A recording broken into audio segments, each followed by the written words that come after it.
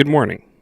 Good morning. Hello. Good morning. Welcome once again to Dork Duck Daily, the show with all the news you nerd and other trimmings. It is r/slash relationship advice day, which is always just normal and not unhinged in the slightest.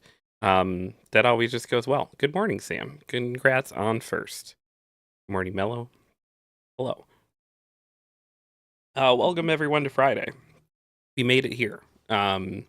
We are 1 week into my post. I was on the phone with my psychiatrist for like my ADHD meds and stuff. I had that appointment yesterday, and it's just a med checkup, so it's just very quick. Like, hey, how's it going? Bill's still working. Nothing. Send off alarm bells. We're all good. Okay, we'll send the refill. Like all that. It's that appointment, right? But she always asks a lot of like, how's everything going overall? And so I'd it'd be like, oh man, it's weird because it's oral surgery and it's like I'm a week later and like I'm still kind of in pain and I don't know what's going on. And just sweet, I love her. She's like my favorite probably medical professional I've had in the course of my existence. She was just kind of like took a beat and then she's like, Jeff, you're 38 next week, bud. You're fine. You're on track for healing, but like you're not. You're that like in your 20s Wolverine level healing is gone. Like you're fine. um. What are we popping and paying for? Oh, is that the police, the Pringles reference? Um. Oh, okay. Yeah, I get it. Good morning, Cheeky. Um. Sam says, I think today is 2 weeks since I started this push-up thing. I may start regretting it soon. Which are you doing? Like one of those just like programs where you just add a little to it each day? The title. She's referencing the title, Sam. I was hoping for laughs, but I'm sad now. Yeah, it's a story. That's this is what a nightmare world we live in. Also, what you have a Gone Bananas badge? How did you get a banana badge? Cheeky has a banana by her name, and it's pretty amazing. I'm jealous. Um, yeah, I'll make sure I get to that story before we get to the 9:30, so you can enjoy the nonsense. Since I'm trying to get in shape for an upcoming wedding, so on top of diet and workouts, I am doing incremental push-up challenge. Nice. What is that? How incremental is it? Does it start with like um 5 to 10, and then like goes up to like 10 to 12? Yeah? What are the increments? I've been really in the like I need to do the couch to 5K thing again, which is like one of my favorite incremental things because when you start doing that, you're just like, oh my god, there is no way I could possibly do this. And then by the time you're going, it's fine. Honestly, my biggest holdup is just like I don't like running since they changed how headphones work. I miss corded headphones. I really do.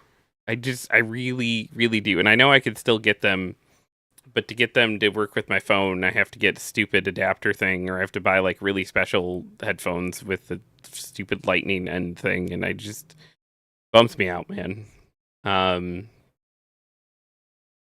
plus one a day. I started at 10 because starting at 1 felt pointless. Yeah, that's fair. Um, yeah, those incremental things are real smart, especially if it's like slow ad like that. Um, I don't run. I mostly weightlift. Couch to 5K is great. And my old joke was I need something before couch to 5K. I sit down when I pee to couch. was my old joke at it. But like it's you run for the whole 30-minute time by the end of it. And so even if your pace is such that there's no way you would finish a 5K or it's an hour. Sorry, it's not 30 minutes, it's an hour. So even if your pace is such that you wouldn't get done, it's still like a really good instrumental program because it's like, hey, you run for this long, then you walk for this long, then you run for this long, and then you walk for this long. And you wear headphones and it tells you while it's going like, okay, run now. Okay, we're walking now. And when you start the program, you are walking the majority of the hour. And you just do like little sections of running. And by the end, it's just like the couple weeks before the last week, you're like barely walking at all. But you're still walking some, and then by the end, yeah, they pull all the walking out. It's a really cool program. It works really well. Cheeky says, I have a little adapter. I think they actually belong to Max. Oops. And they work really well, but I think I'm going to have to get new adapters soon. Yeah. Sam says, that sounds awful as someone who doesn't run, but I'm glad they have an incremental system. When I say I ran, I walked really fast. Like I was not like a Olympian runner, it was just, but it was a good program because it got me out there and got me taking better care of myself, and I need to get back to it.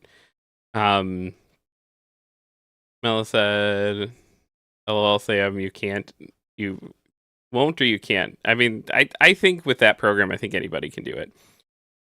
Snoopy says, are you talking about not being a fat ass? I just bought an adjustable desk under the desk walking pad so that I can be less of a fat ass. Nice. I need to get back at it. My kids were actually, my oldest was over last night, and both my oldest and my middle kid were like indelicate, and they're like, hey dad, we want you to not die. Can you not die? So I'm maybe entertaining the whole not dying thing as an option.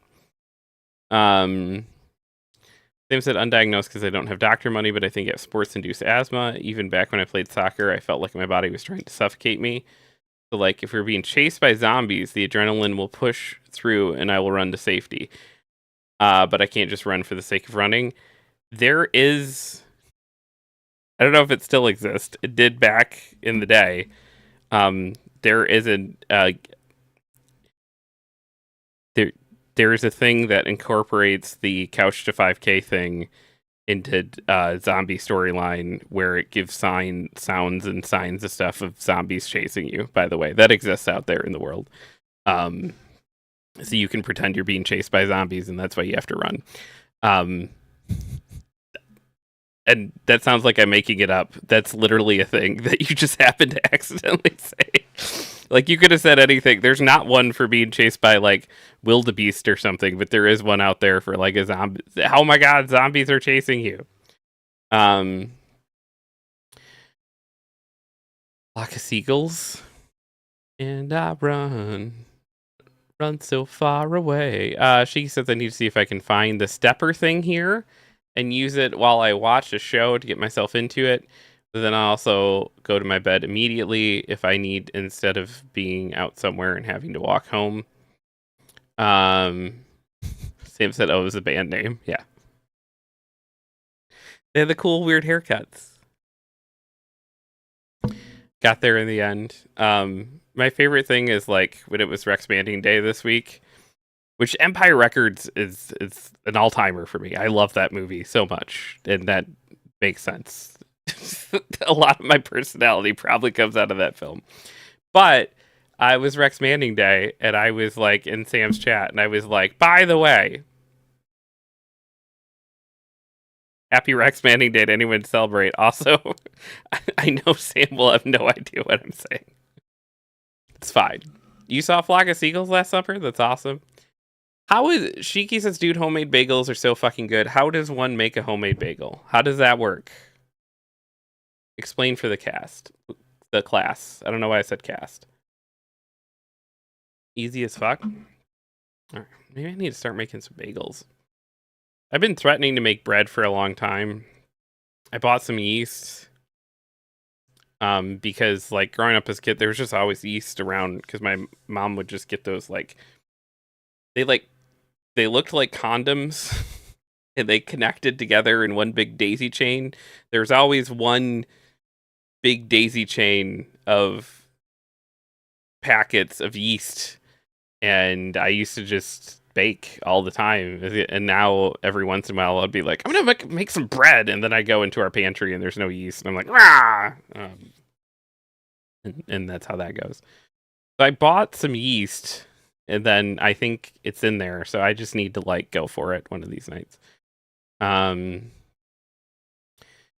This is easy as fuck. We need to make more. It took us a few hours of work, but like breaks in between as it rises and then bakes. Nice.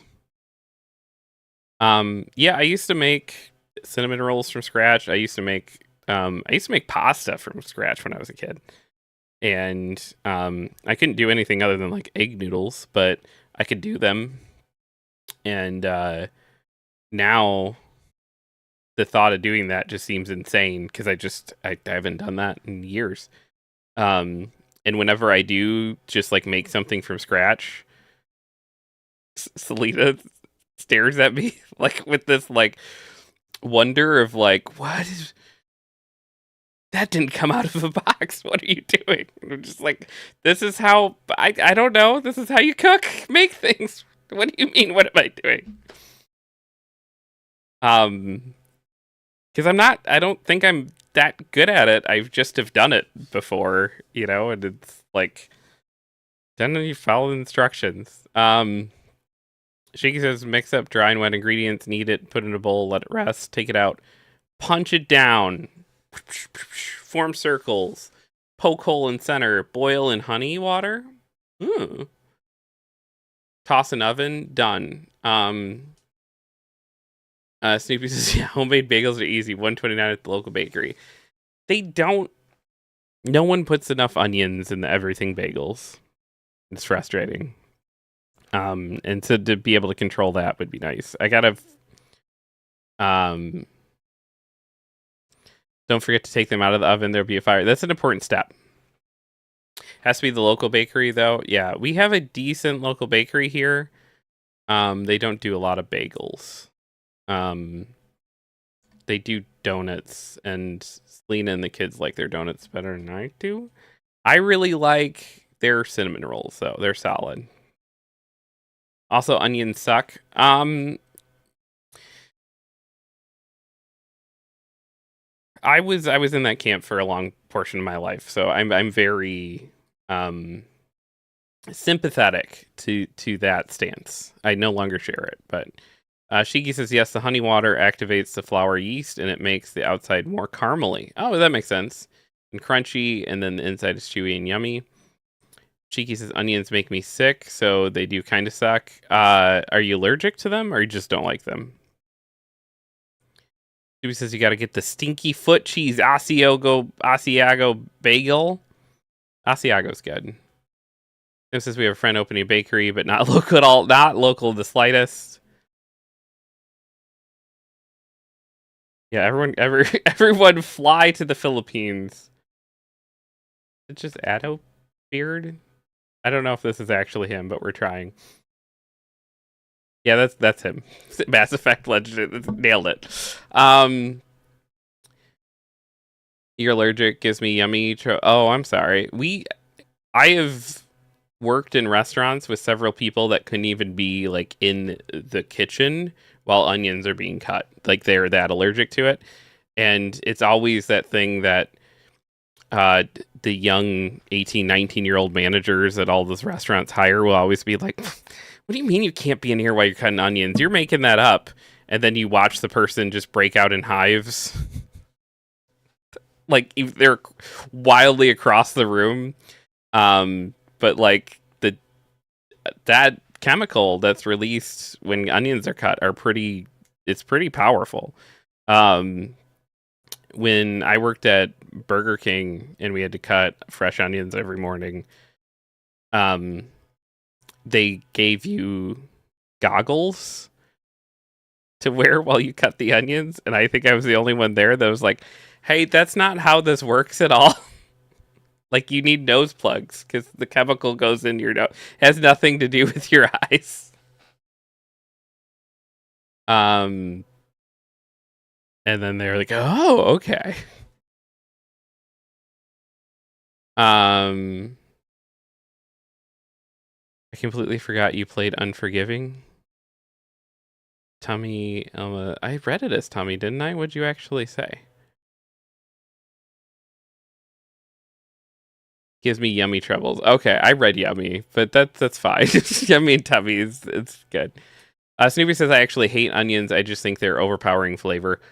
Agreed. So you have to do them in things that either you want. Like I take them off. I take raw onions off of things all the time. I'm not a big raw onion person unless it's like in a. I can do a red onion in a salad, but it has to be the right salad. But cooked onions fucking are great, and especially you can cook a lot of things with onions and then even take the onion out, and then just that onionness soaks into like the meat and stuff is always really solid. But texture wise, onions can be a lot, and they are very they're very strong. So a little onion can go a long way. Yeah, Shiki says onions are like garlic. You have to do it properly enough, but not too much. Yeah. Snoopy says I just say take the amount of onion, cut it in half, then it's usually good. Yes, I think that's probably true. And then, if you're cooking for Selena, which is my lot in life, I said that like it was a bad thing. I really enjoy cooking for her. You take whatever the amount of onion is, and you actually double it. And that's how you keep her happy.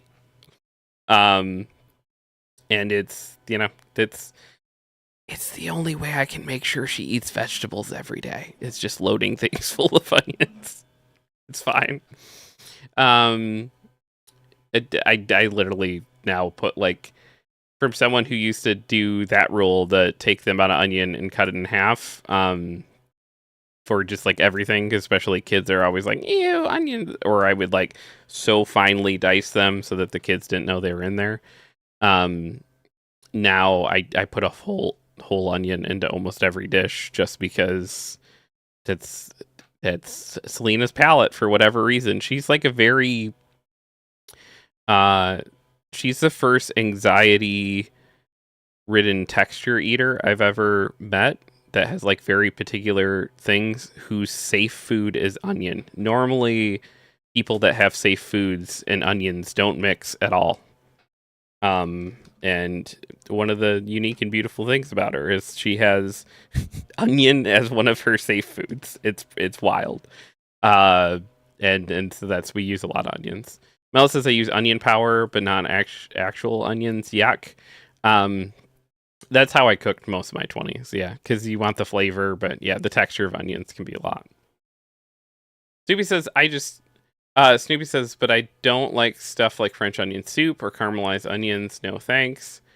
How do you feel about like onion rings and stuff?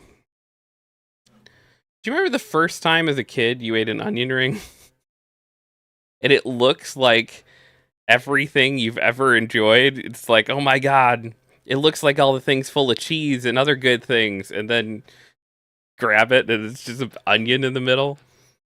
Sam says the context for the unforgiving comment. I've been having a bad brain morning, so I've been watching old highlight videos for laughs. I hit the point where I included her clips, but she wasn't backing up streams, so just clips from games that fell completely out of my brain after 3 years. Oh, nice. She says, I wish I didn't love French onion soup. It's one of my favorite things, and it also makes me sick as fuck. That sucks. She says they are okay. I'd rather have fried cheese curds. I mean, cheese curds are good. I usually do cheese curds on Wednesday night before we do the live Facebook comic sale. And it's tradition. Because it's like, work all those hours in the shop, have to come home and like be like, all right, time to gear up for a live show, and then cleaning up after live show and organizing after live show, and then we can finally put this big day to bed. And so I usually, eat a big greasy burger with some cheese curds. It's like Jeffrey's like one treat, but like with my mouse stuff, I was like, I'll do the fries. All I could think of is like trying to do a show with like a cheese curd like lodged where it should be, and I was like, nah, I can't do that.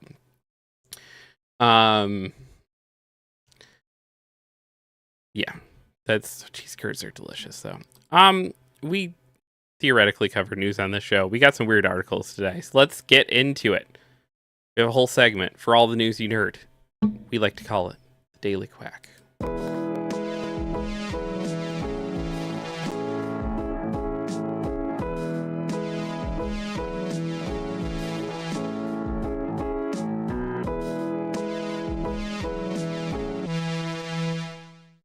There's a slider story today, which I'm really excited about. I'm trying to put the Shiki ones up front, the ones I think Shiki will enjoy before she has to head out.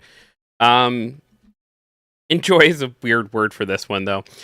Police escort woman off flight after she is unable to pay for Pringles. This is from WKRC, Local News 12.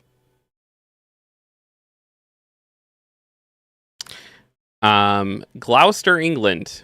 A woman was escorted off a flight by police after a payment issue over a tube of Pringles led to a misunderstanding. Hello, Notch.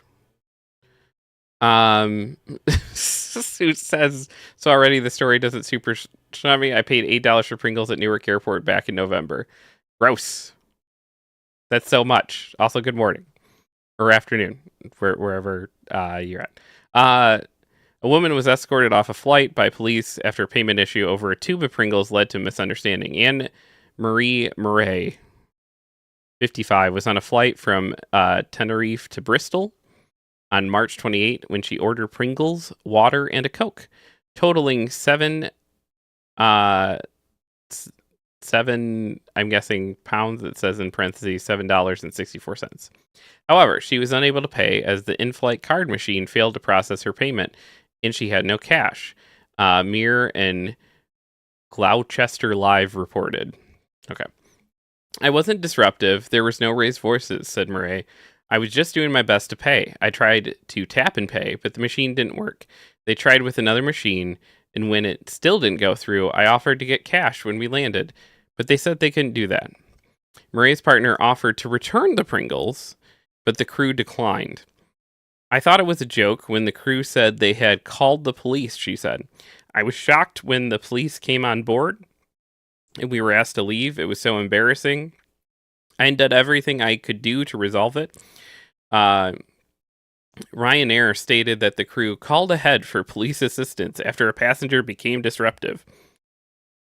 The airline added, Ryanair has a strict zero-tolerance policy toward passenger misconduct and will continue to take decisive action to combat unruly passenger behavior. Police confirmed they received a report of a disruptive passenger, but quickly determined it was a civil dispute. No action was taken, they said. Luckily, the police were lovely, and after I explained the situation, they took me to a cash machine, and I was able to pay the $7. The officers were laughing and couldn't believe it, she said. After I paid, the crew told me, we're banned from flying with Ryanair, but I'd never fly with them again anyway after what happened. So there you go. Sam says, I can't imagine being one of those cops. I'd just pay a few bucks for their Pringles. Yeah, I would just be like, let me grab $7. So you fucks could like get on with your day. Jesus Christ. I also love them just like double and tripling down on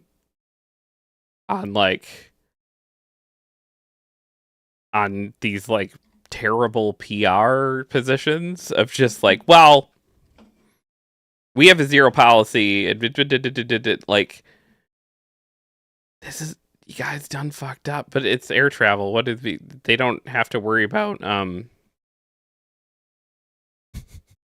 you have to compete. Notch says 2025 is the new hell of I have money, but you won't accept it. Man, the worst is like when places are like, yeah, we don't take cash. And you're just like, but I have cash here. And they're like, yeah, we don't do that. And you're like, why? Why can't I spend cash here? Shiki says, well, she's not allowed to fly with us ever again because of 7 pounds. Feel bad for us, OMG. Yeah. Tim said she just had an issue with payment or accidentally wasn't carrying enough cash. Yeah. That should be like the clearest like situation of just like, hey, maybe we let this one go, guys. Snoopy says that sounds like a lawsuit. I bet some attorney would take that on consignment. I 100%. I don't think this is the end of the story. I think we're gonna be getting updates down the line of a pretty hefty settlement. Because how the fuck you obviously have someone's card on file probably too for the plane tickets or something like how can you not charge things to like it's insane. Tim said, imagine throwing away hundreds to thousands of dollars in vacation fees over the years because of 7 quid Pringles. Yeah, and not just from her, because like how many people read this and they're like, oh, I'm not fucking with this anymore. Like, fuck that place. Also, like it's a little different here in America because we don't have good travel between places. But like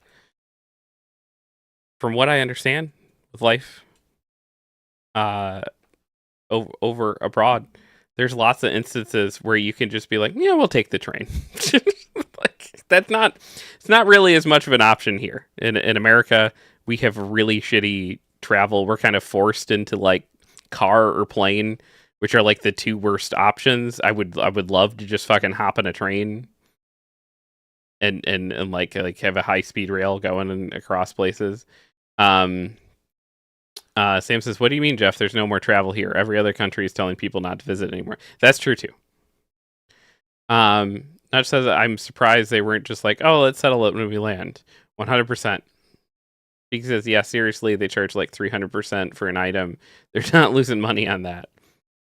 Mel says Amtrak is good. Yeah, it's like that stuff is good till you look at what kind of like rail travel they have in other countries, and then you get so angry. Like there's an ability to like even in Europe, country to country, just like get on a train and travel. And it's a pretty, from what I understand, pleasant experience. I don't know. I don't live over there. This is things that my dumb ass has picked up over the years. Now it says Amtrak is good until you go at the wrong time, and it's like $80 to go from Philly to New York City. Way too expensive. Yeah, that's insane. I know it's better in Europe, but I do like it. Yeah. But like it should be the fact that like there is not even from something like Philly to New York, Boston, New York, it should be dirt cheap and so fast. In the way that it would fucking if you like if there was a way you look at like Detroit and Cleveland, which was like a little if there is a way that I could do a stand-up gig in Detroit and then easily do a stand-up gig in Cleveland and then get back to like if you could train around the way you can in other countries for a reasonable price, like there is so much more stuff that could get that like it would just I don't know. We're never gonna have good travel here because of fucking Robert Moses, piece of fucking shit, racist ass bag who made us a car country. Have you guys seen the Barcelona super squares?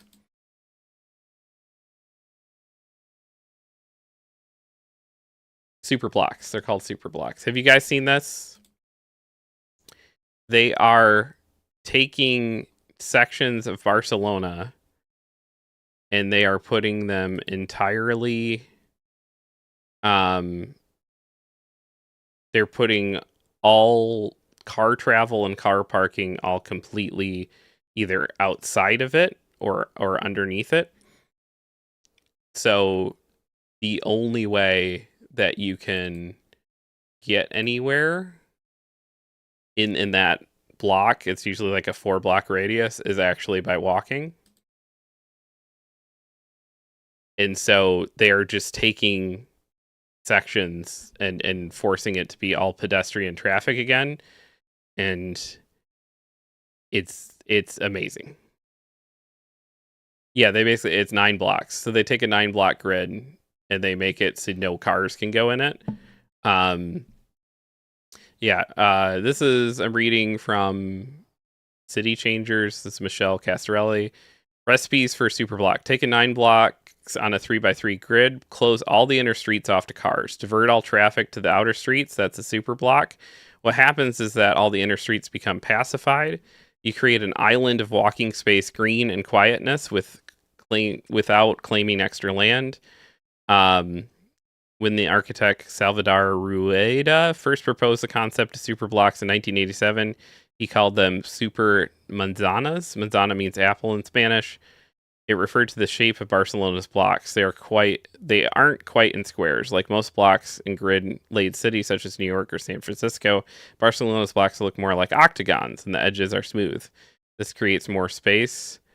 When you take 9 manzanas and force traffic out of the perimeter, you get a super manzana. Today, superblocks have become a buzzword for urbanists all over the planet.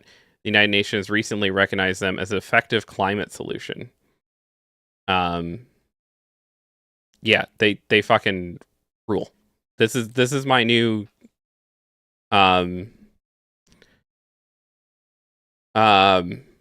James says, interesting. I kind of like that. I hate how over trafficked everything is in the States. Shiki says, I love that. It'll never happen here because walkable cities are woke. It needs to, but it's fucking Robert. It's all Robert Moses' fault, and no one knows who the fuck that dude even was.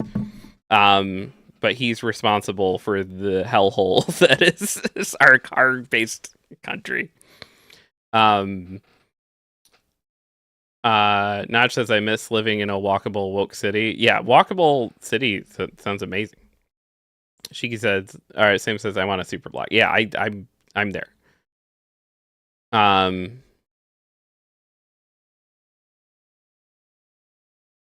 Yeah, that's my new thing. I will endorse any candidate so long as my one campaign position is I want super blocks, please. Give me Barcelona super blocks. Amazon's Tomb Raider series reportedly dead after tens of millions in development costs resulted in no script. This is from Rich Stanton at PC Gamer. Mel says, I hate the woke saying. Yeah, I'm ready for it to go away. I'm sure it will. In the way I haven't heard avocado toast in a long time. I'm sure woke will also disappear. Following years of rumors, Amazon Prime Video officially revealed plans for a new TV series based on the Tomb Raider games in May 2024. The announcement's big hook was Phoebe Waller-Bridge as writer and producer, who's best known as the creator of Fleabag and the head writer of Killing Eve, and amped up on her own fandom for the series. Laura means a lot to me, and she does to many. I can't wait to go on this adventure, bats and all.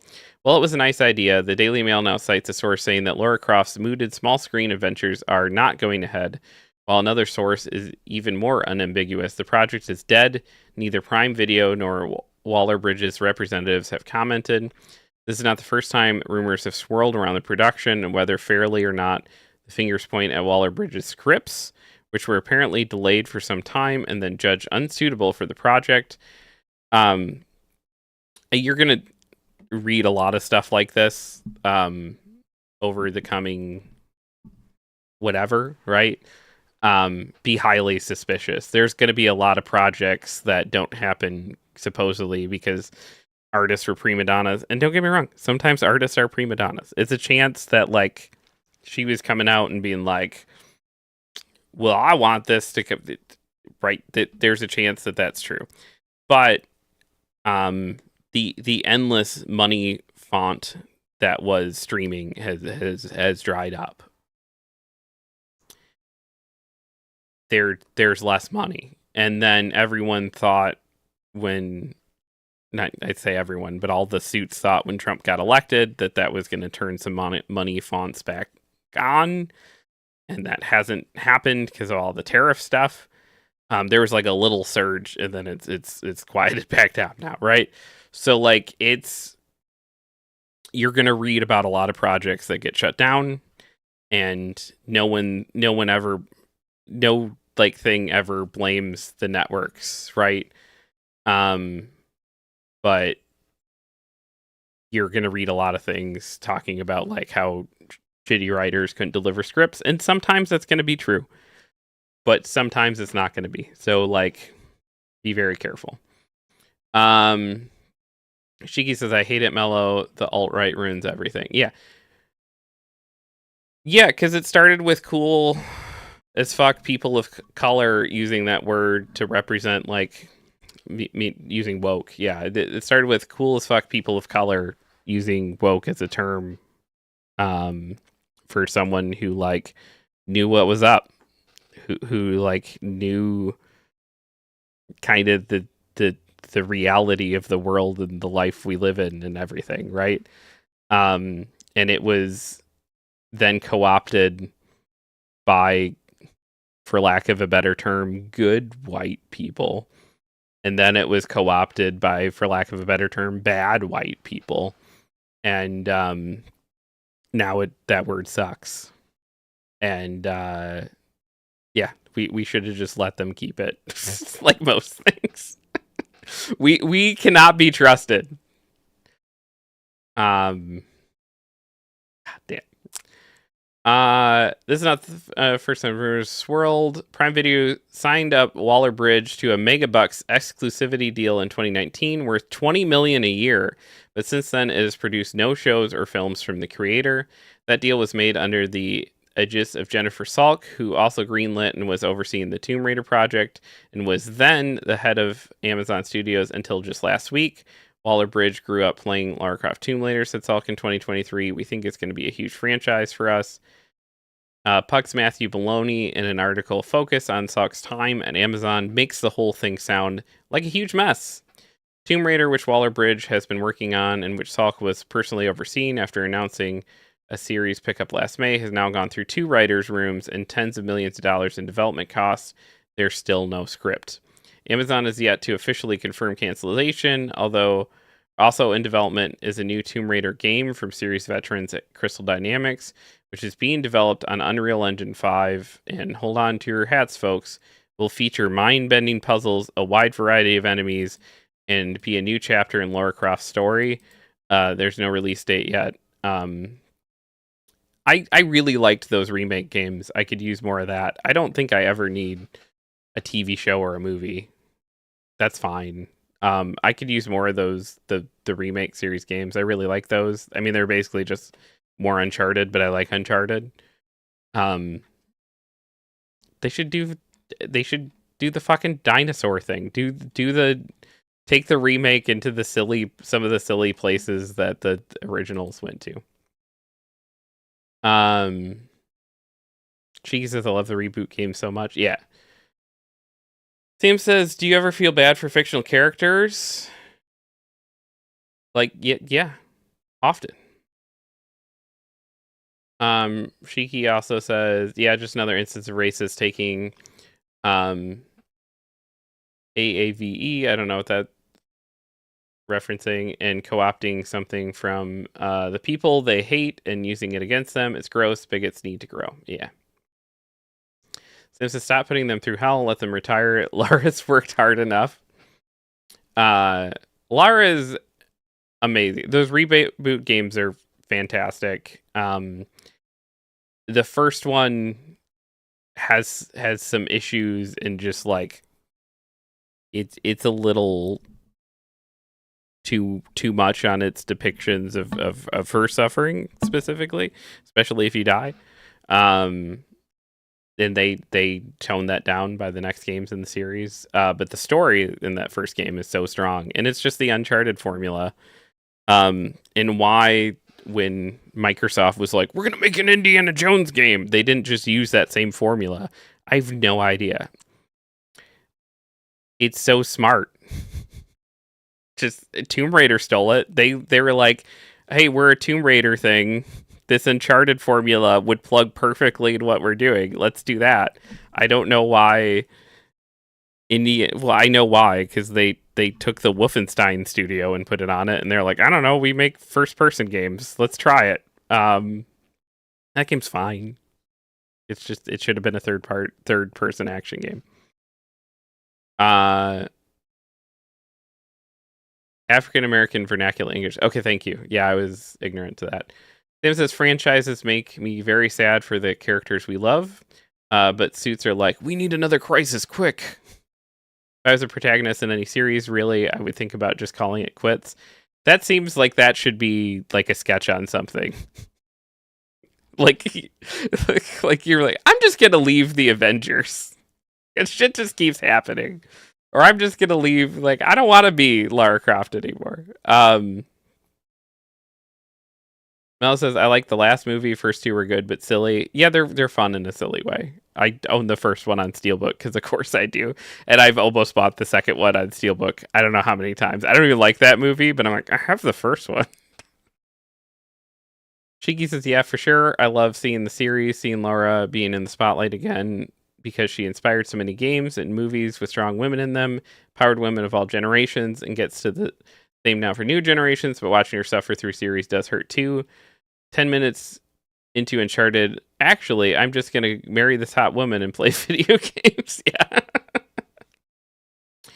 58% of PC gaming revenue came from microtransactions in 2024.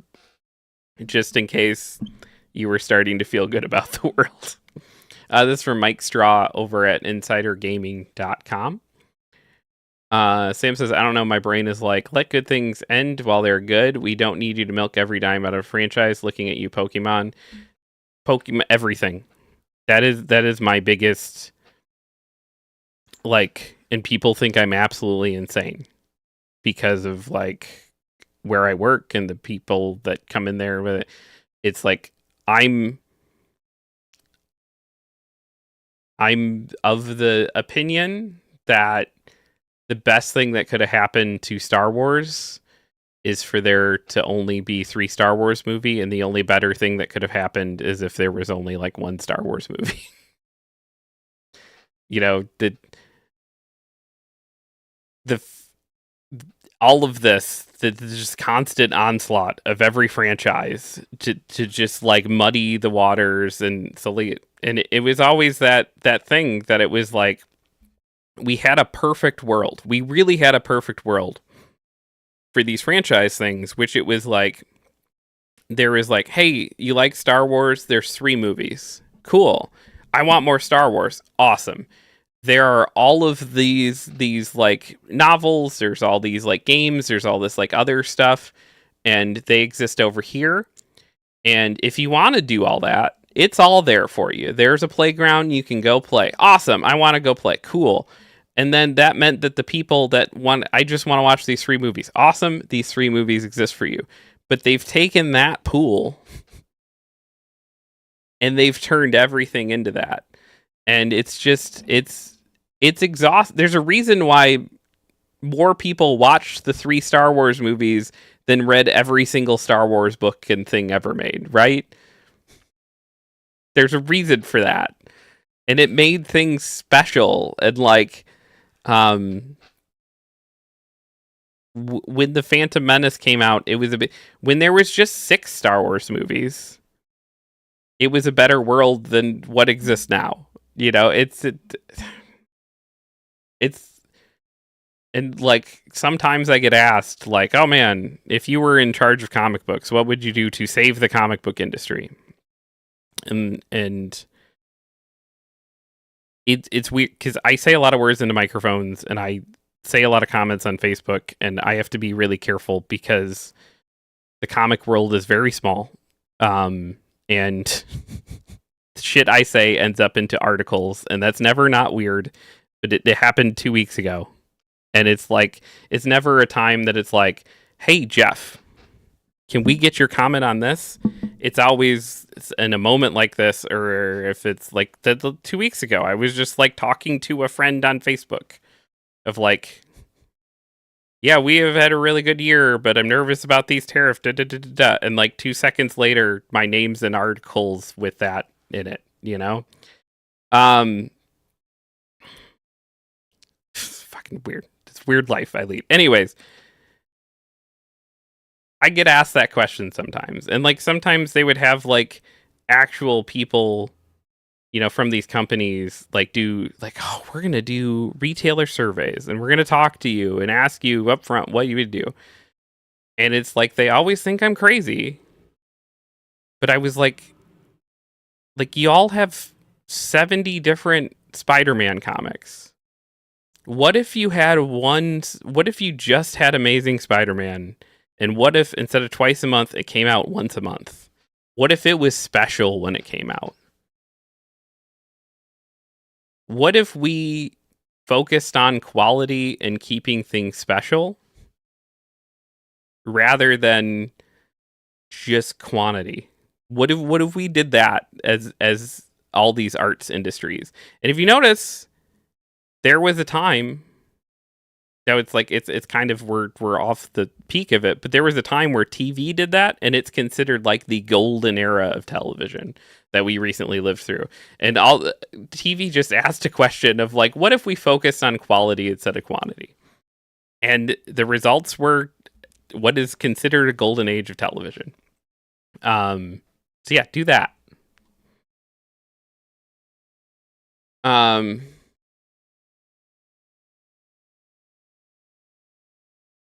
Yeah. Sam said we EU extended universe just made changes to the EU just made. Sorry, I was two different conversations there. The EU just made big changes to microtransactions, if I remember correctly. Oh, okay. Saw something about it yesterday. Mel said the only bad Star Wars are 2 and 8, in my opinion. I'm the weirdo that loves 8. So, Shiki says, yeah, there's a point where it's all just money, like Scream. I'll watch the new ones when they're free to stream, probably, but it should have stopped at 3, maybe 4. Yeah. Sam said, I think the worst part of the content onslaught is there's so much media, the writers can't keep up with it all, so they contradict themselves or have plot holes. They should have stopped after the Ewok adventure. They really hit the gold with the cozy teddy bear movie. I'm so happy you remember those. Most people don't. Cheeky said, no, we have to have false scarcity and not real scarcity. That's not money. Mr. Krabs' voice intensified. Yeah. Sam said, European Union should reban Extended Universe. Yeah. All right. PC gamers seem to have no problem with spending extra in their games, according to the 2025 PC and console gaming report from Newzoo. 58% of all PC gaming revenue came from microtransactions in 2024. The 58%, or $24.4 billion, represented a slight 1.4 year-over-year growth in that area. Per to the report, 3 games led the way for growth of microtransaction revenue: Call of Duty, Black Ops 6, Roblox, and Fortnite. Sorry, Shiki. That sentence just caused me physical illness. But it wasn't just microtransactions that rose in revenue last year either. DLC revenue also saw a slight jump of 0.8% to 53 billion on PC. That accounted for 14% of all revenue, thanks to DLC for Diablo 4, Elden Ring, and World of Warcraft. Sam said, I had it on VHS. I love that movie. I still owned it on VHS till like very recently. I sold it in like a live sale. Say that again. I missed it. I know I just made gross sounds that I thought would upset you, and then I immediately apologize. You did most of that 24.4 billion was microtransactions in Call of Duty, Roblox, and Fortnite. And that's what I was getting sick sounds to, because gross. Where revenue fell year over year for PC gaming was with premium games. While it made up 28% of all revenue on the platform, the 10.7 billion was still a 2.6% drop from a year ago. Wait till you see 2025 numbers. It's going to be even worse. In total, PC gaming revenue rose ever so slightly by 0.1% to 37.3 billion for 2024. When looking back 2 years to 2022, PC gaming revenue has risen 5.4% after a dip from 2021 to 2022. That makes sense coming off the highs of COVID, right? Looking forward, new projects. Speaking of that,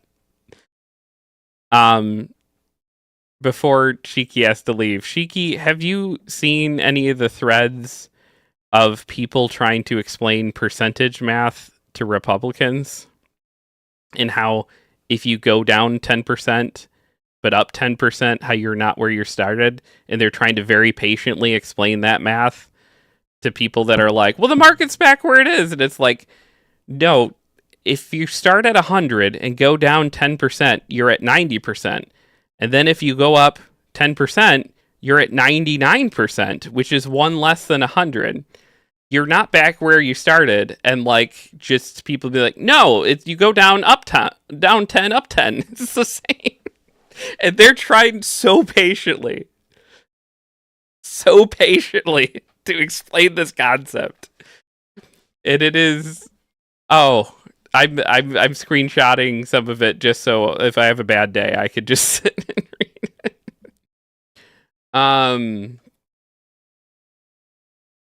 Yeah, don't repeat the sound. Yeah, I won't. Sam was telling me about the Ewok movie. I remember the line in Scream 3 about Ewoks, and now I want a marathon Ewoks rule. Sam said, yeah, this was the news yesterday. The EU is taking action against games that push microtransactions, and it may have a ripple effect that touches microtransactions and games across the industry. Good. It needs to happen. Shiki says, yes, because how the fuck do they think that's how percentages work? It reminded me of explaining sales to customers. Yeah. Good Lord, we're doomed. Here is the biggest news of the day. If your name is Jeff Connolly. This is okay. I must get out. I love you all.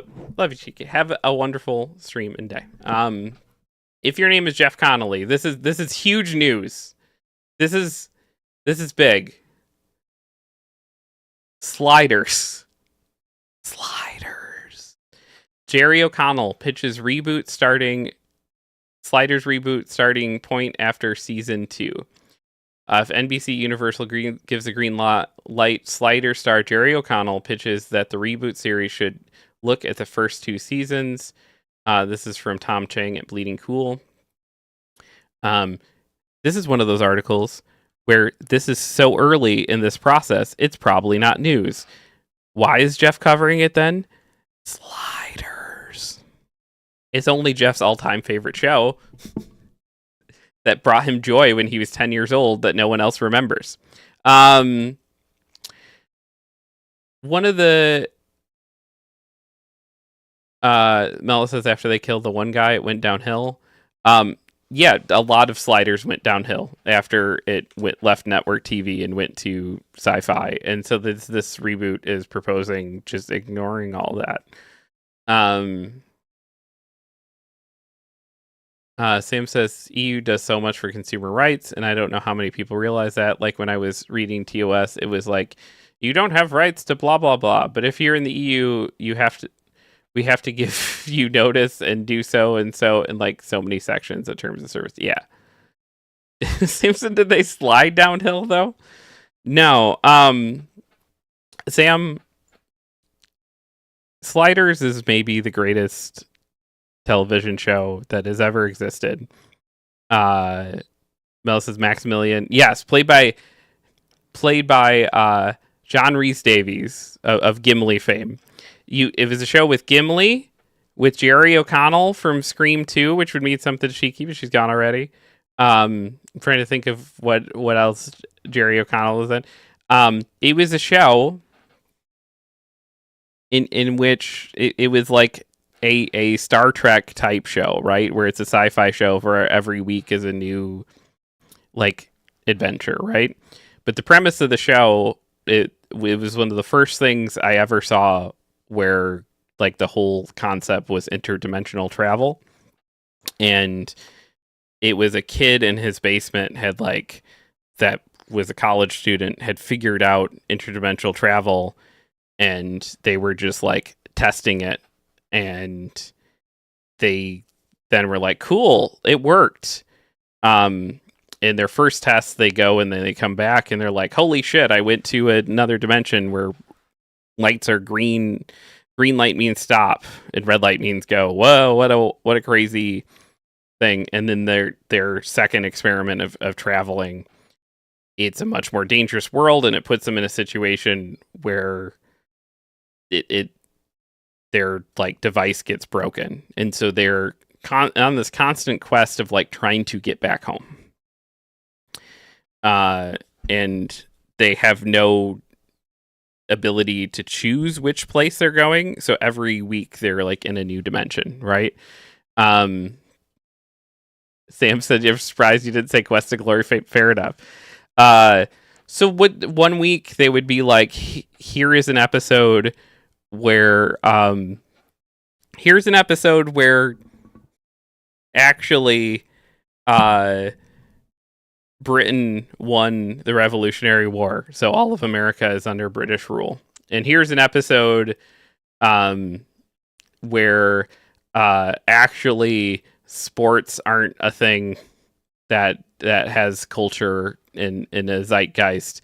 It's actually like this weird nerdy trivia thing does. So like when he jumps into the new world, he's like on Wheaties boxes and shit.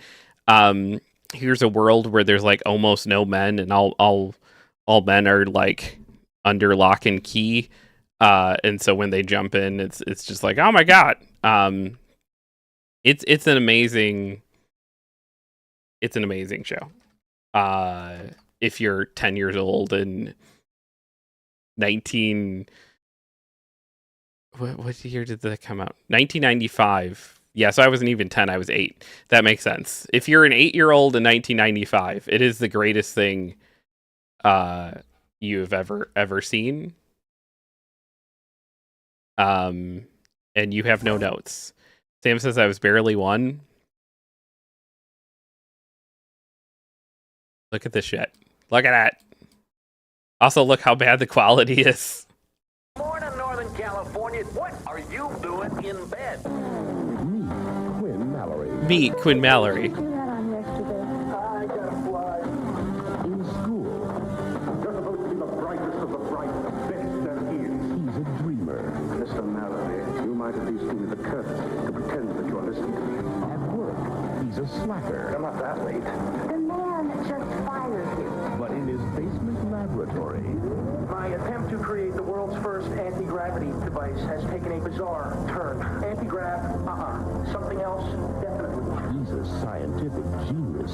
Oh my God, you solved it. A parallel universe is a theoretical concept. It gets better. A lot better. A lot better. You mean that we can just like slide through? We can just like slide through. On another planet? No, same planet, different dimension. Now, he and 3 unlikely friends are about to pass through a portal to a parallel dimension. I think I've just seen God, and I could have sworn he was driving a Cadillac. Where everything is unreal. How really did things over? Yeah, 8-year-old Jeff had no notes on any of this. This was just the greatest thing he'd ever seen in his life. What are you, blind? It's a green light for crying out loud. Let us go. Green is stopped. Anything is possible. What did you do, honey? Forget something? Mom, look at you. And each time the clock strikes 0, a new adventure begins. Who are you?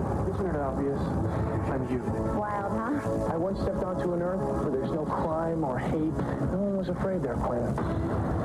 Welcome to the revolution. Sliders. Yeah, this show ruled. It was great. It was great. 8-year-old Jeff had no notes whatsoever. Was just like, this is the greatest. Mel says I graduated high school in 1995. I'm sorry. Sam says, okay, I might watch it for you. Again, it's the endorsement of an 8-year-old. There is definitely points in the series where I'm like, ugh, especially as the seasons go on. Like, that's not a decision I would make as a writer. There's an episode of that show that just blew my mind as a little kid. They land in a dimension where there is like a crazy global pandemic that is like killing everyone, and it's just like it is terrible, and like they can't figure out they're get there, and they're not following like protocols of like how to behave during a pandemic, right? Which relatable, like, and they get there and they're like, oh, this is crazy, and they're like, one of them catches it but the others don't, and like they're like, it's so bad, and they're trying to figure out what to do, and like even if they can ethically like leave, because they're like, oh my god, like we can't take this disease that we've discovered by going to this dimension, to other dimensions, like then we will be responsible for like bringing this other places. And then they like sit around and they like come to the decision of like, oh my gosh, I guess we should I guess we're gonna stay here. And then they figure out it's because antibiotics have never been invented in that world, and so they invent penicillin and cure everybody. they're like, oh, you guys didn't try this shit. And then they cure everybody. It was like, you're 8 years old and you're watching that, and you're like, this is the greatest thing I've ever seen in my life. Media will never be any higher or more compelling than this. I said I endorse it too, but after they come, yeah, it gets bad real fast. But like, if you want a guys into young Jeffrey, that's what it's helpful for. But yeah, there's start of talk of bringing it back. One of the caveats in network television is the creative wiggle room only goes as far as autonomy creatives are given. The series' early seasons were reminiscent of 60s to 70s exploration shows like Star Trek, The Time Tunnel, and Land of the Lost, where a group of reluctant adventurers tried to survive weekly within their immediate surroundings and adapt accordingly.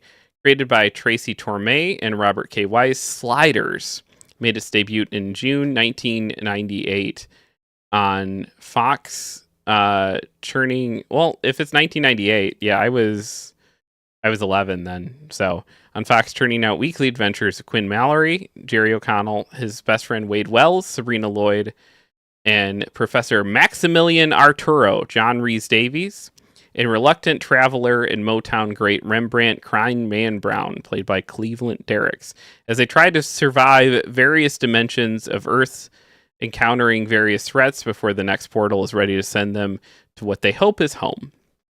Following its cancellation in 2000 on Sci-Fi for its final 2 seasons, following its original 3-season run on Fox, the series was hardly recognizable from its origins, since Derricks was the lone cast member to appear in every season.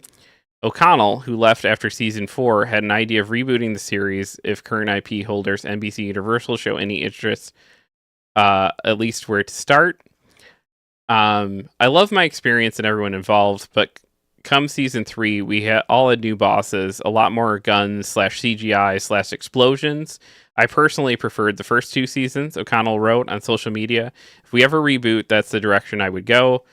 The dominoes for the cast started to fall in season 3 when creative changes from Fox led to shifting the focus of Sliders from being a more thought-provoking to more action-oriented. Yeah, that's when it goes downhill. Rhys Davies was the first to depart in the middle of season 3, with producers bringing in Carrie Werher to play Captain Maggie Beckett. To reflect on the creative shift, Lloyd would depart the series, making the long move to sci-fi, and Jerry's brother, Charlie O'Connell, who had guest starring roles in seasons 2 and 3, played Quinn's long brother, Colin Mallory, in season 4.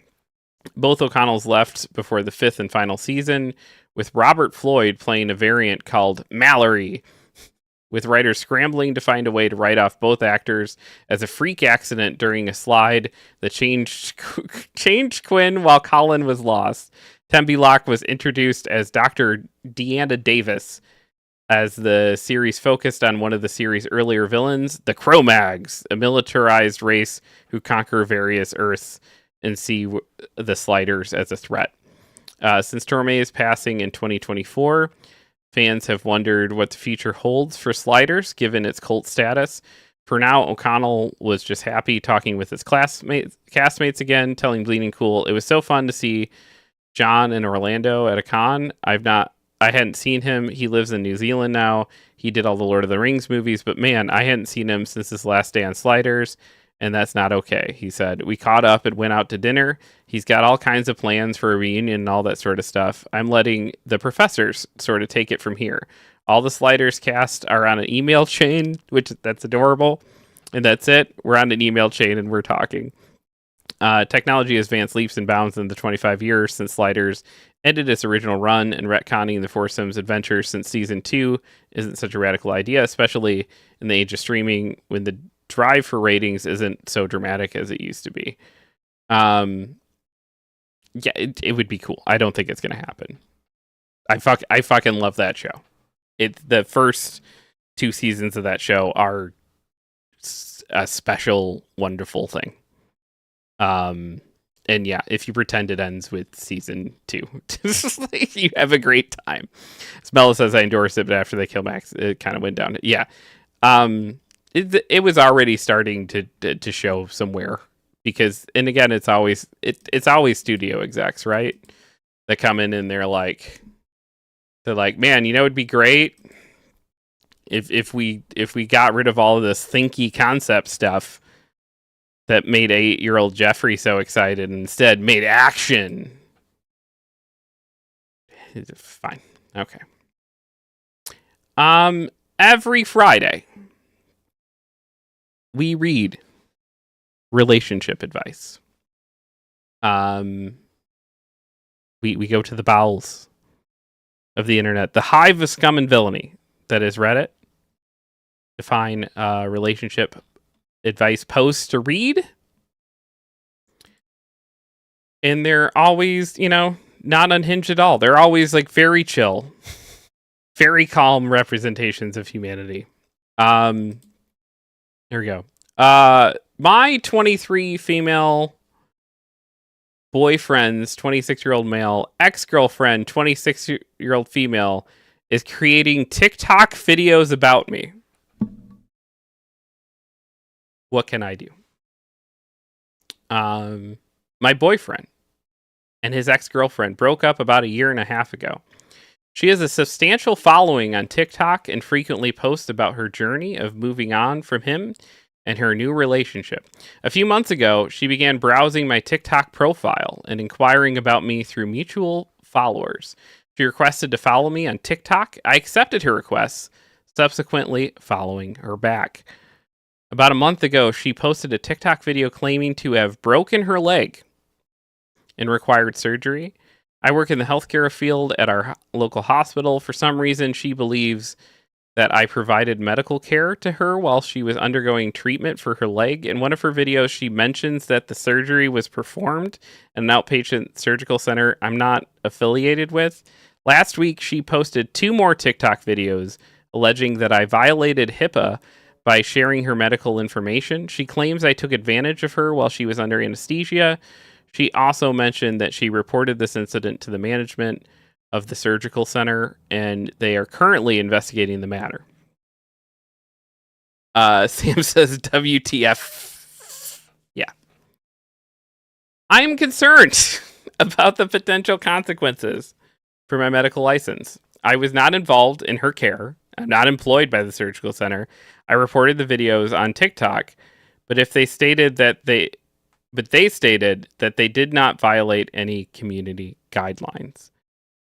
I'm guessing that's true if she doesn't say her name and just like it's hard to say like if you just say my ex-boyfriend's girlfriend, you can probably get away with saying quite a bit without crossing into even legal territory, let alone like terms of service territory, because you're like so many pieces removed, and that could be referencing.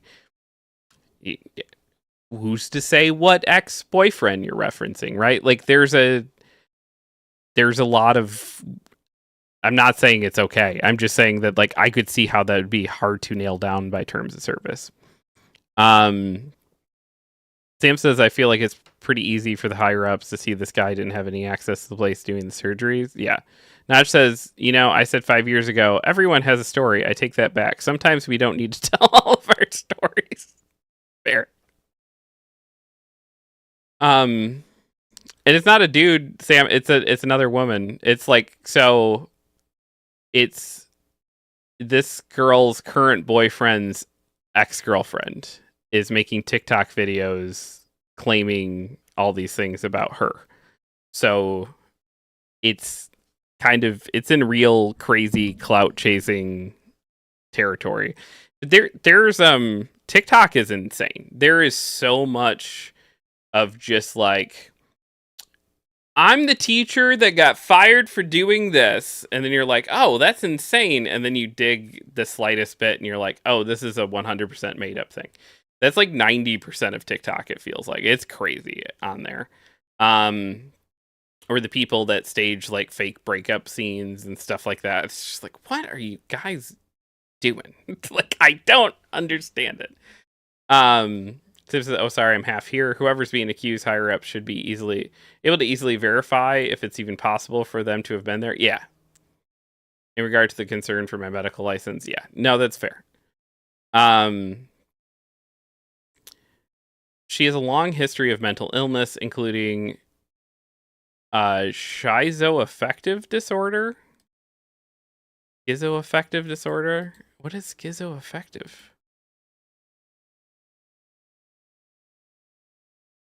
What is that? Is a mental health condition. Is that like what? I don't know enough about it. Is that what like schizophrenia is? Yeah, schizophrenia is schizoaffective disorder. Why would someone that is marked by a mix of schizophrenia symptoms such as hallucinations and delusions and mood disorder symptoms such as depression, mania, a milder form of mania called hypomania? Hallucinations involved seeing things or hearing voices that others don't observe. Delusions involve believing things that are not real or true. Oh, so you're suggesting... I assumed that it was just like she's doing this for clout and not thinking of the ramifications this could have to my HIPAA license and everything else, but she's just someone who's just like out there clout chasing, not that this person honestly thinks this stuff is real. Which you might be suggesting here, including schizoaffective disorder, bipolar disorder, anxiety, and depression. Despite this, she still reaches out to my boyfriend because they had pets together and she can't afford their vet bills. Notch says, yeah, I think that's the polite medical term for it. Yeah, I'd never heard that before. Top comment here is inform your employer in the surgical center she attended. This reflects badly on them as well. And they will get legally involved immediately. Keep a paper trail just in case. Yeah, that's the number one advice for like anything like this. Is don't do the thing where you call her up, have a conversation, or talk to her in person. It's like once shit like this is affecting you once things like your medical license are in place. Again, for the record, I'm not a lawyer, so like, don't listen to me, right? Um, but if you want to listen to a bankruptcy riddled comic salesman for advice on stuff, which you shouldn't, paper trails are everything. Like you have to document everything, send an email so that you can document, I sent this email on this date. You can even CC people. You can send an email to the more you do, that's a very easily paper trailable thing, the better. And then that then becomes often the things you need to eventually cover your ass. Because if you're just like, oh my God, in some weird ways, like this Reddit post would be helpful. Because if you have some piece of thing to be like, no, I was aware that this was a concern. And I was worried about it. And you can like prove that, like, you need to do more than a Reddit post though. But, you know, someone says you can also report the TikTok as violations, but a company's legal team will spot this quickly. I don't know that this easily falls into terms of service. It would if she's like citing you by name.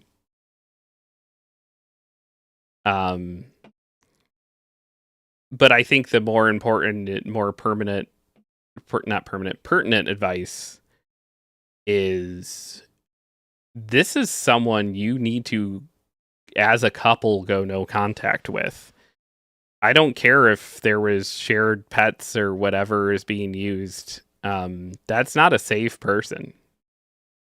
Like, and what is he exposing you to? It's a different story if they had kids together, right? What are you gonna do? They had kids together, but like,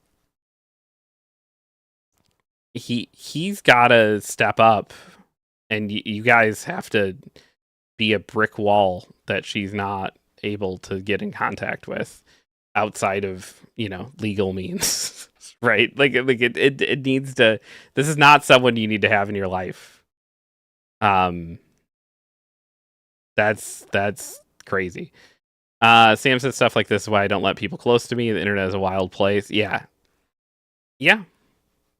Fucking weird, man. Like it's scary and weird in both versions of if she actually believes it or if she's just doing it as like a clout chasing thing.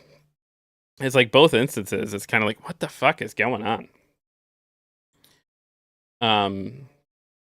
It's especially crazy to see stuff like this as like some of the things I'm seeing on TikTok right now. I'm like, you guys understand that like this platform could still go away. And if it doesn't go away, it could still just get sold down to corporate entities and it'll get shitty. But people are chasing clout on that thing in some weird, fucked up ways that I'm like, what? My number one rule in life is the Wayne Gretzky rule of, whenever someone asked Wayne Gretzky how he was so good at hockey, he was just like, I don't know, I never go where the puck is, I just always go where the puck's gonna be. And like, TikTok's fun. Like, if you're just having fun on there, that's whatever. And it's like, it can be like a fun thing, but that's definitely either where the puck is now or where the puck was. It's not where the puck's gonna be. Like, Jesus fucking Christ. Sam says, I'm glad I'm missing out on new TikTok. It's fine. I mean, it's mostly the same right now. It just won't be soon.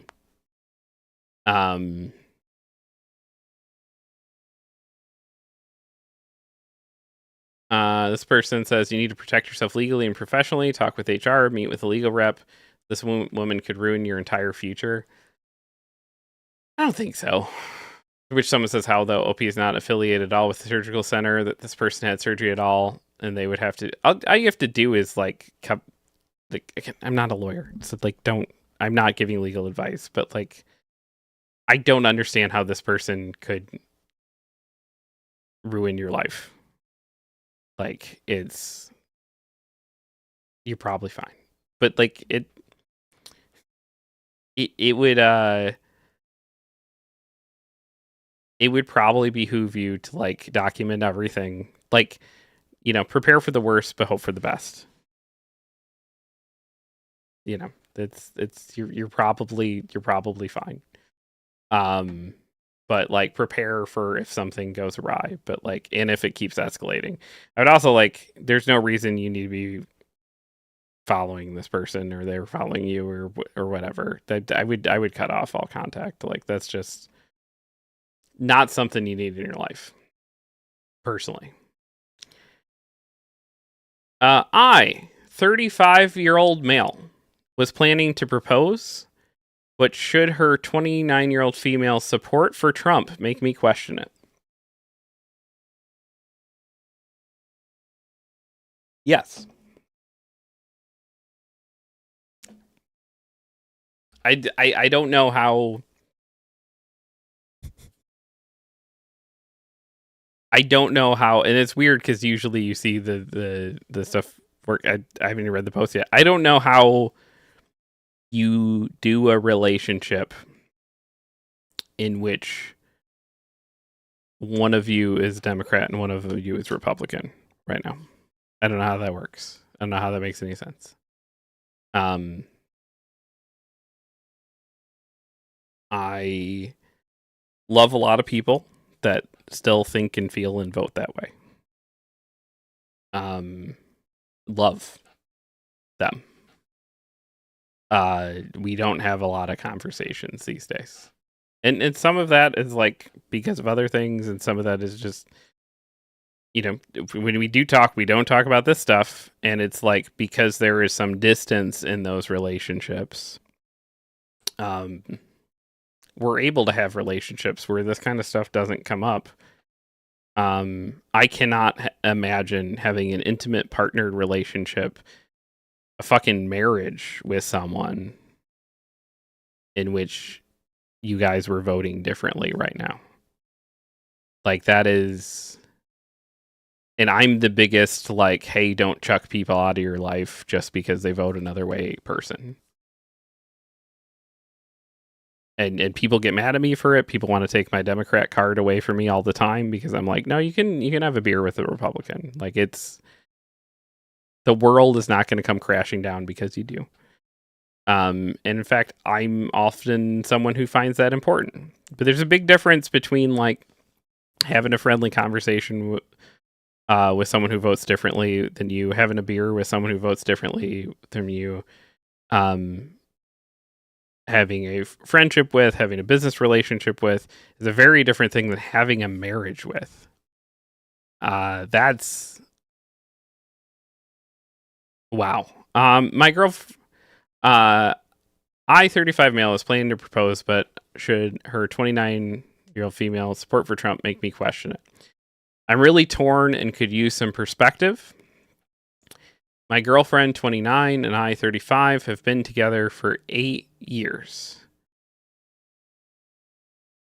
So that means you guys started when she was 21 and you were 27, which is not a bad age gap, except for the fact that you were probably closer to settled into who you were, and she was 21. Like a 27-year-old, you're still going to do a lot of changing over the next like decade or so, but not as much changing as a 21-year-old is going to do before they're 27. Like those are just like high change, figuring out who the fuck you are years. That's tough. We've built a life together. We've traveled to over 12 countries, supported each other through career changes, family stuff, highs and lows. For the most part, we're incredibly aligned when it comes to values like loyalty, kindness, ambition, and the way we want to live our lives. The only difference is politics. She's a Republican and voted for Trump both times. I'm a Democrat and very much not a Trump supporter. In the early years, I brushed it off because we didn't really talk politics much. But lately, I find myself thinking about it more and more, especially with the way things are going in the world.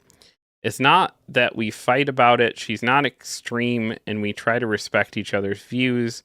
But it's getting harder for me to reconcile how someone I love and share so much with sees things so differently when it comes to the bigger picture. I like human rights, leadership, and what kind of future we want. Oh, like human rights, leadership, and what kind of future we want. The real reason I'm writing this, I was planning to propose this year.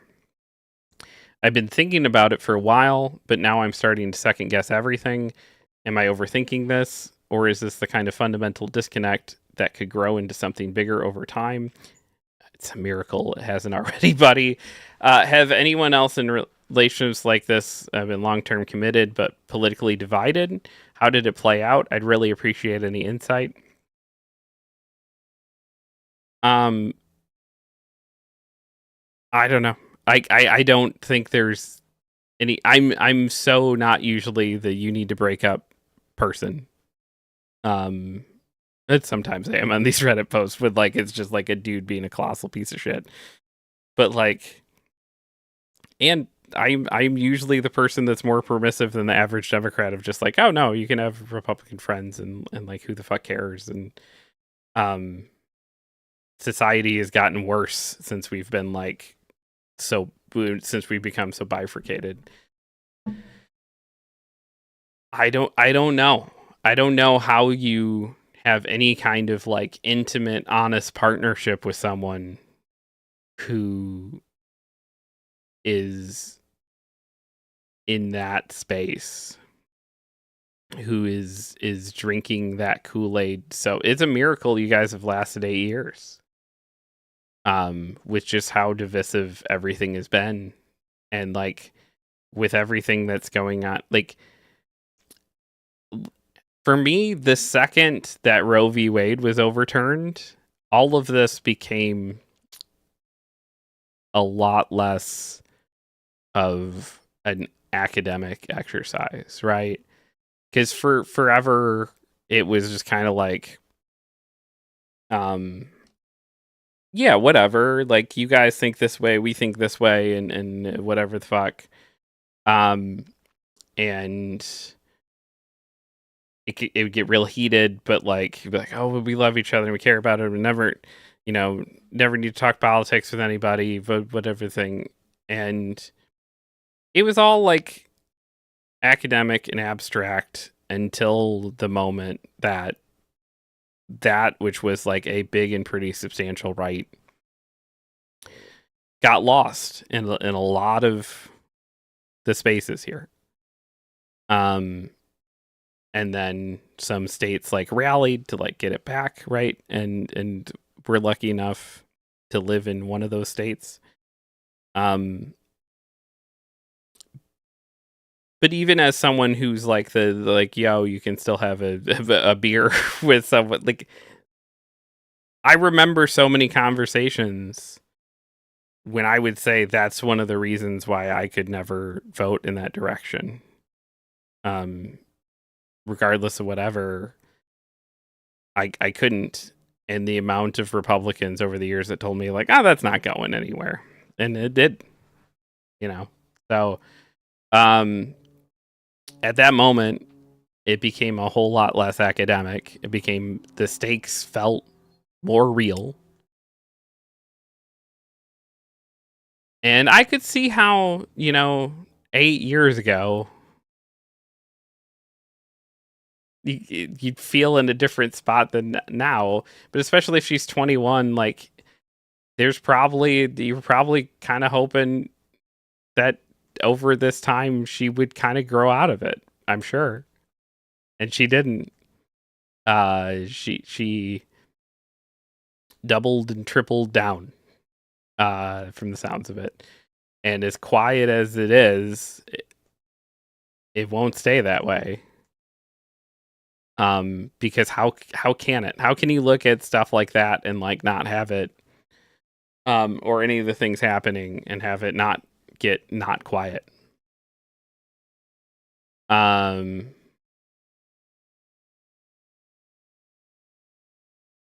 The top comment is okay. The top comment is from a mod who says someone tried to report the post as promoting hate based on identity or vulnerability. Okay.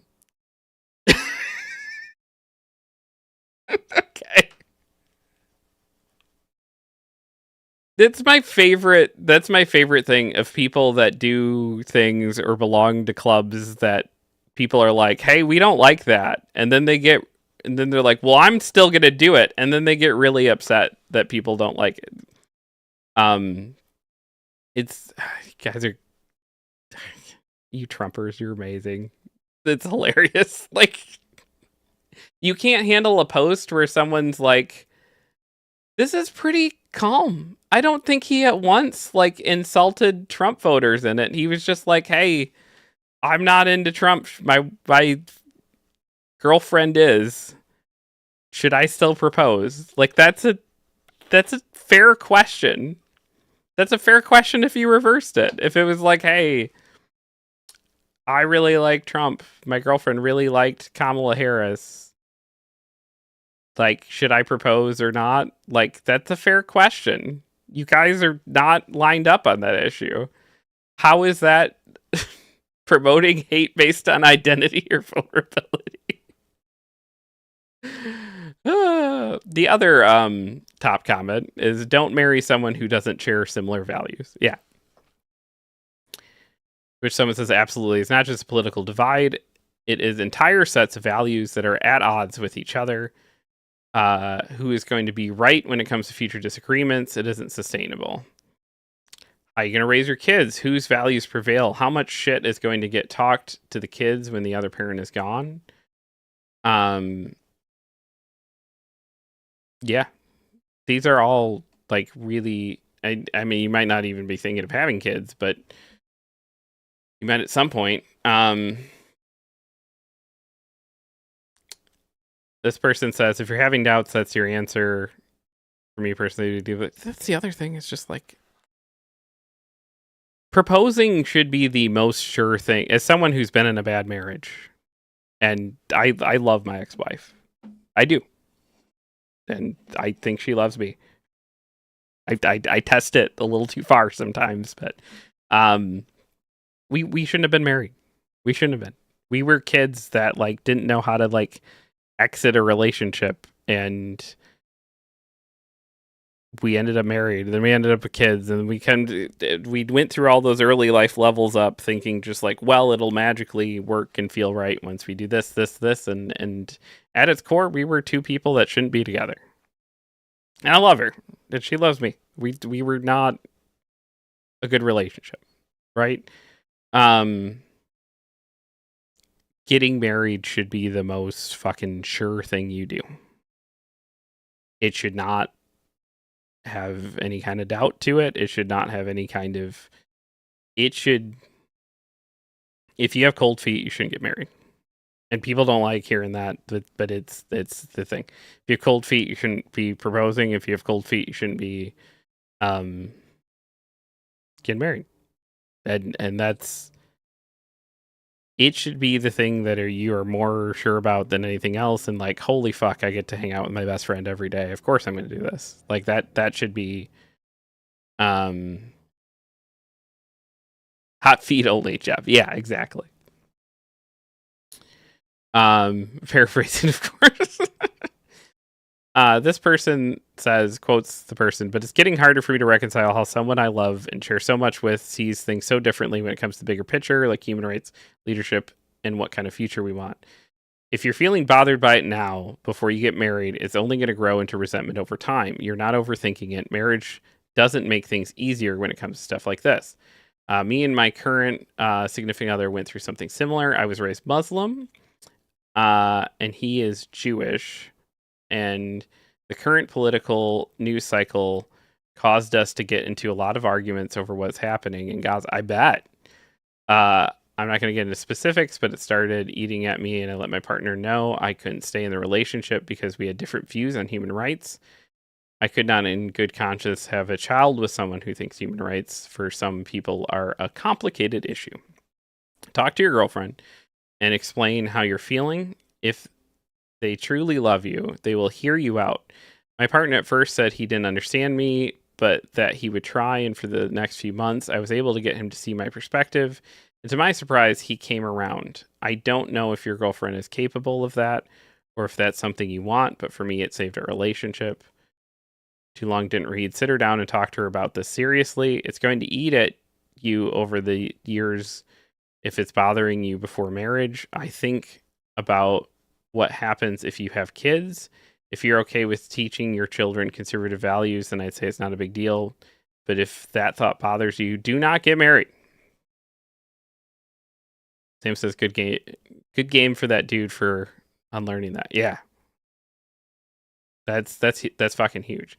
And that's the problem, is that I was the person, my first election that I got to vote in, I voted for John McCain and Sarah Palin enthusiastically, right? And then 4 years later, I voted for Obama for his second term in 2012 against Romney. And there was a lot of change and growth that happened over that time. And it is hard for me to not see that as a possibility, because it was a lot of friendly, patient conversations that got me there. And then you see cases like this where it's just like, yeah, someone was able to get there. So like, what my problem is, I always see that as a possibility, and it's often not. And it's especially difficult if these things are serving you a daily barrage of like material that's made to enforce the brain virus to continue living up there, and choosing to like, it's tribalism is rough. It's a rough thing to break out of, and you see it play out on both sides in some ways that are like not great. But there's definitely one side right now where it's just like, woo, buddy. The tribalism here. How do you get someone who is locked into that, and every time they pick up their phone, all that stuff is being like reignited? How do you have friendly conversations to get them out of that? I don't know. This person says, I dated a woman for a while who voted for Trump. She was very much, I was raised Republican, so I voted for Trump. But as anyone can see, Trump isn't normal, and more her willingness to just overlook things about him and what he was doing felt like blissful ignorance. The more she talked about her views on things, the more I realized how it wouldn't work. One of the deal breakers was her saying Trump did a good job with COVID. She also thought the accusations against him were fake or gold diggers. Weird. Okay. Later, I learned she basically thought a lot of accusations of sexual assault by prominent men were fake. Oh. Okay. Sam says the overlook thing is so hard to deal with. Yeah. Yeah, I don't. And for me, it's especially difficult because it's like, as someone raised by a narcissist, I struggle a little more than others with like someone like that. It is very painful to me to just watch people just cherry pick the things they like and ignore the stuff they don't, and be like, Notch says, yeah, I feel you on that. Being raised by one, you see Trump and you're like, this is excruciating. Yeah, it's the most triggering thing every single time. And I I've had a lot of slow, patient conversations with Republicans, and some of them have broken down with that of just me being like, you have to understand, Trump is just a non-starter for me. There's a world in which we can have very academic conversations about even a Mitt Romney, and I wouldn't be enthusiastic there, but we could have some conversations and discourse where you might like be able to actually get me a good pitch, but like there's zero world in which which you can sell me on the narcissist that everything he does is so wildly triggering to me. That shit where it's just like someone's like, the sky is blue, and he's like, is it? I don't know. I've seen a lot of skies. Might be blue. I think it's not. You're just like, wait, we're arguing about the sky being blue? No, like what that like whole like reality doesn't exist stuff is just so triggering to me. I can't. It's a non-starter for me. Not just many people told me other things about the sky, so lots of them, yeah.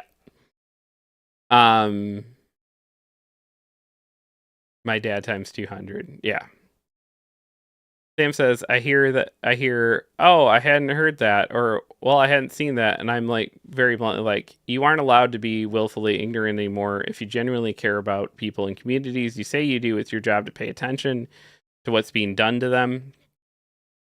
I would say yes to that, but with an asterisk, is all of us, even those of us that, like, attempt to not be, the stuff we take in is so siloed now that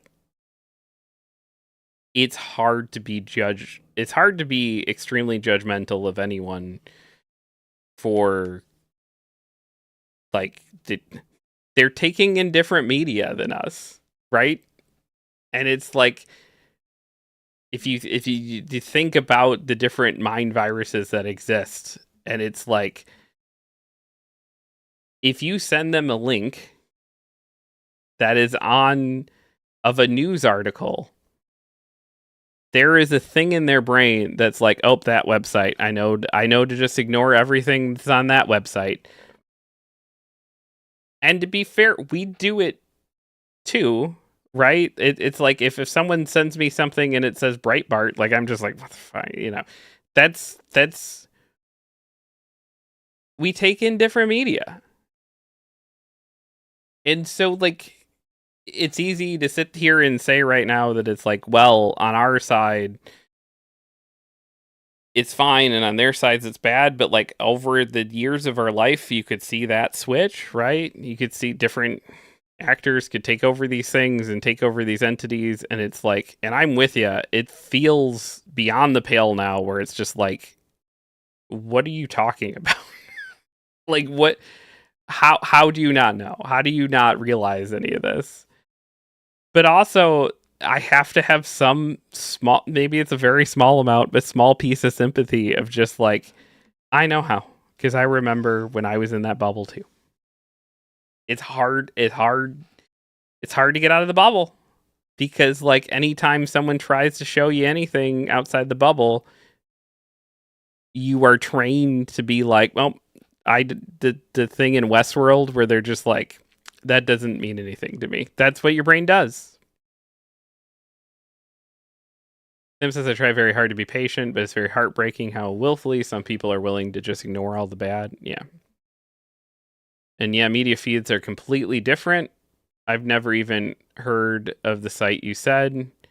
Well, in the particular example I was giving, me and my queer sister have been practically begging this family member to pay attention, and they always say, I hadn't heard that, and then they never look deeper, just ignore it again. Yeah, it's a fucking bummer and a half. And there's 10 people lining up to tell them that that's all fake. So you're trying to tell them a very real, true thing, and then there's 10 people in their phone being like, yeah, it's a false narrative. And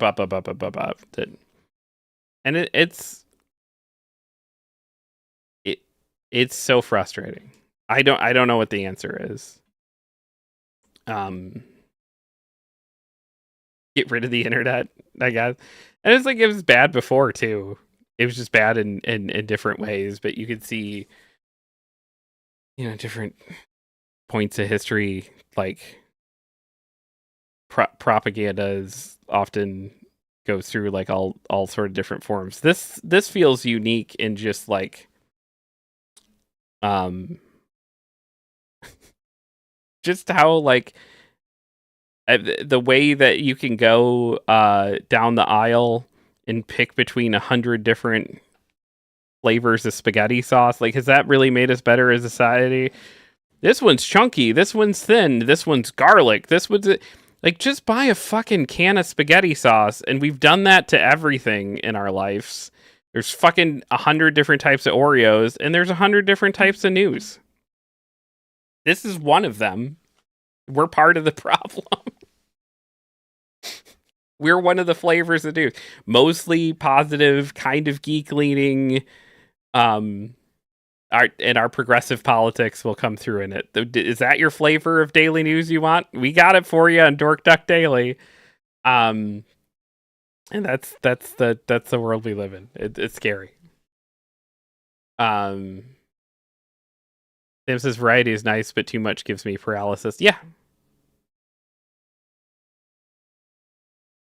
This person says people often fail to understand the personal is political and the political is personal. When policies create real world and life changing realities, we are personally affected. When we take moral issue to the public forums to fight injustices, we seek protections in our freedoms. It is political. Of course, everything exists along the spectrum, but Trump is incredibly polarizing. Why did she vote for him twice? She's so young, and I'm assuming she identifies as a woman. What is going on? Single issue, party loyalty, moral and political judgment. This administration isn't just pushing subtle fiscal and social agendas, it's outright fascist leaning and propagandizing. What about if your future includes children together? What about the future communities you want to build together? What about if you want to engage in a particular form of protest at any point? What about your views on human and civil rights? What about a lot of things that are personal because they are political and political because they are personal? That is a fair point, and it's hard to like weigh all that against the thing that the information that's also true in that at its core, the real problem is not Republican versus Democrat. It is rich versus poor, and the rich do everything in their power to keep all of us poor people fighting each other. And it sucks that fight feels more real and important now than it ever has in my lifetime before. And that's them winning because they don't really care who of those two teams wins. And they're exploiting some real dark shit for us to fight about to keep us from unifying against them, which is in reality the actual thing. Is that if we were allowed to have a third party that had any real teeth to it, whose unifying thing was not these really dark as fuck things we're debating that should just be like commonplace, right? But instead we're just like, you know what? Fuck you rich people, right? A lot of people can unite under that umbrella, right? So Tim said, yep, I just had that conversation a few days ago. Yeah, and both those things can be true. It can be true that like they want us to fight and we inevitably need to unite. And it also can be true that like the fight is more real now than it has been in a long time. And it's important to be on the right side of that fight. And those are complicated parallel truths to try to keep in your head, right? But that doesn't change the situation. This is our last Twitch stream for the week. We will be live tomorrow night here on Whatnot. There's the link to it. Please, if you can, follow that link. You can buy comic books from us on there. That link in particular will give you $15 to buy anything on there. So you can buy things from other people too, and we get a kickback. If you can, we'll be live tomorrow night from like 8 to 10. Hang out. Even if you don't want to buy anything, that's all helpful, right? It's like any other live streaming platform. And also, as you know, it's when you're live streaming, having some ability to be like conversational is easier than like, there's another book. And then if you want to buy a few books, you can. But no one ever has to give us money. If you do want to give us money, one of the spots you can is patreon.com/dorkduck. The price of a comic book or a coffee or whatever a month helps stabilize shit around here. It's once a month they give us money. It's right at the time we have to like pay rent and pay mortgage, and so it's a nice little stabilizing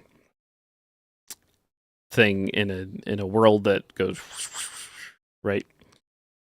And then YouTube. I'm really trying hard to get stuff going again with the YouTube. It's been a rough to get to and commit to editing while I was going through all the oral surgery post stuff. And then yesterday I thought I was going to be home and I ended up at the shop all day. Today I don't know what's happening. And so, but like I'm aware that is a ball that is being dropped right now, but there's still a lot of content on there that maybe you haven't checked out. I put probably way too much work into editing stuff down, so it's not just VODs. It is like very try not to waste your time at all. Cut down, we're taking 3 or 4 hours of gameplay and we're cutting it down to 20 minutes so you can like watch the video and be like, okay, cool, I got all the jokes. Sam says I need to dust off my editing PC. Yeah, I feel that. It's it was rough. I really thought I was like, I'm going to have to stay home after the surgery, but like I'm going to want to edit and stuff, and I could not. I just did not have it in me to do it. I've not edited in at least a month. Yeah, it's getting close to that for me too. Also, we have rage messages. They look like that, and they look like that. Depending on if you're subscribed or not subscribed. We're gonna go say hi to Shiki, who I remember what she's doing on Fridays. Oh, also, Tuesday night coming up is gonna be my big happy birthday stream. I have an idea of what I want to play. If I can get it to work, I really want to do that Wishbone game. I think that would fucking rule, and I have found it archived out there. So it's not a thing you can like. It's like full on abandonware, because it's one of those like, it's like, well, you can play it because people have kind of just moved on from it. Shiki? Oh wow. Yeah, we're gonna head over there. Be honest, be kind, be useful, live a good fucking life. Poor Wishbone indeed. But yeah, I gotta do some testing to make sure. Because it's one of those that it's the versions of it that you can easily get working of the abandonware is like, hey, it's just on a website. And it's there, right? So I have to just do some trial runs with it and make sure that's a thing that makes sense. But I would very much like to play that game. That game is a big silly piece of my childhood and has come up a lot in conversations with Sam. So, but yeah, Let's go see Shiki. Be honest, be kind, be useful. Live a good fucking life. I love you all.